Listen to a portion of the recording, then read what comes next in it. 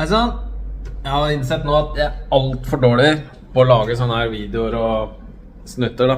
Så jeg tenker det må jeg skjerpe meg på. Så derfor tenkte jeg å lage noe om hva vi driver med her hver dag. Nå er vi jo i mancaven til Laver Moto da, kan du kalle det. Hovedlokalet for verksted og racingdrifta som vi driver med der. Her. Men blant annet nå en motor som ligger i deler. Jeg har et par ungdommer som vil jobbe litt med motorsykkel og skru litt og mekke og kjøre. Så her ligger det en motor fra en Yamaha TZ50. Betegnelsen AM6 sitter i flere typer mopeder og sånn også.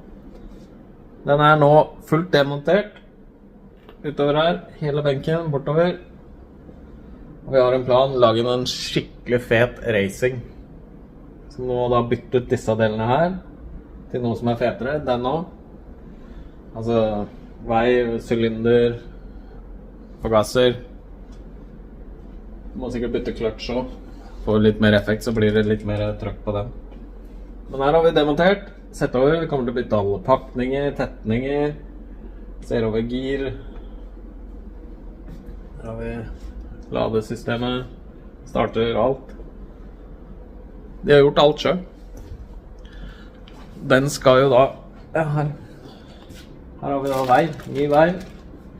Stempel og cylinderkit. Stage 6. Tetninger. Alt dette skal på. Og så skal det inn i det der. Så dette blir jo en av Norges feteste og raskeste mopeder. Men skal kun brukes på bane og trening da. Forhåpentligvis. Så blir vi ferdig en eller annen dag. Men dette er kult da. Tenk å være 16 år og kjørt dette. Her også. Ordentlig eksos. Det er ikke mer som skal til altså. For å ha det moro. Og så har vi mer... Ja, vi prøver jo å starte en slags inne i lokalet her da. Et tilholdssted for ungdom og folk som ønsker å finne et sted å være som kanskje har trøbbel med andre ting da. Men uansett da har vi jo masse her å drive og jobbe med. Her har vi mye kult dette. Masse pitbike-motorer. 2 stykker her. 150 kubikkere. Dette 3 er 125 kubikkere. Og så har vi 3 små søtte 50 kubikkere da. Så disse må jo da demonteres. Bytte ut det som eventuelt er gærent. Fikse opp og sette sammen.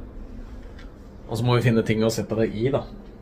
Vi har en ramme borti der. Ja, det er ikke lett å se, stå borti der. Men der kan vi lage for eksempel en flat track racer da. Eller kanskje en av disse skulle fått en motor. Hva tenker dere? Vi kan gjøre mye rart.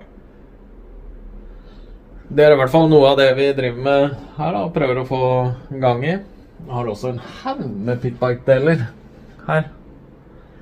Det er stort sett i sånn enklere type pitbike da, men trenger du noe så si fra. Og så en ting til som jeg har hatt lyst til å gjøre det lenge, og som jeg har savnet. Jeg drev med det før. Men må komme i gang igjen med det. Det er den der.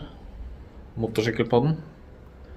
Og da har vi jo nå begynner vi å få et studio her.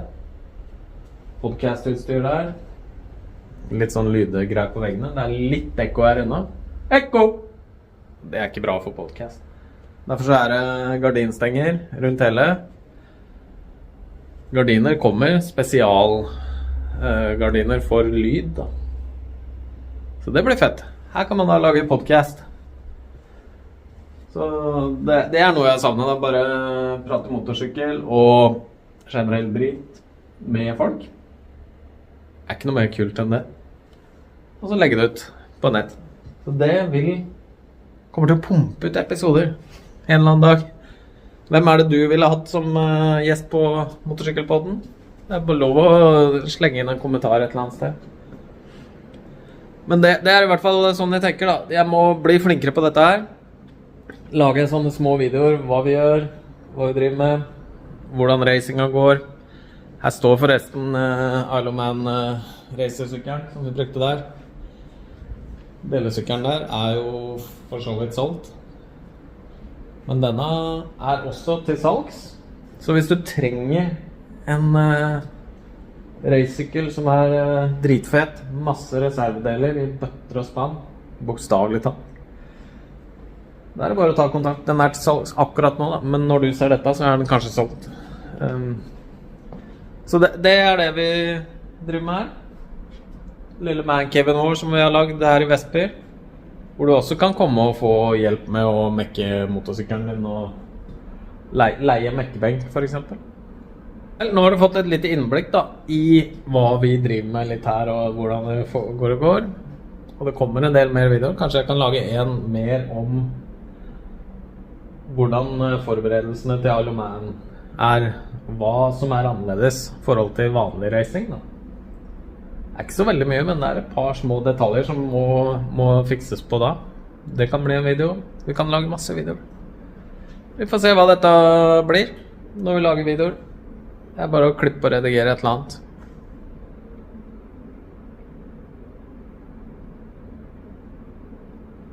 Følg oss gjerne på Facebook, Instagram og alt det der.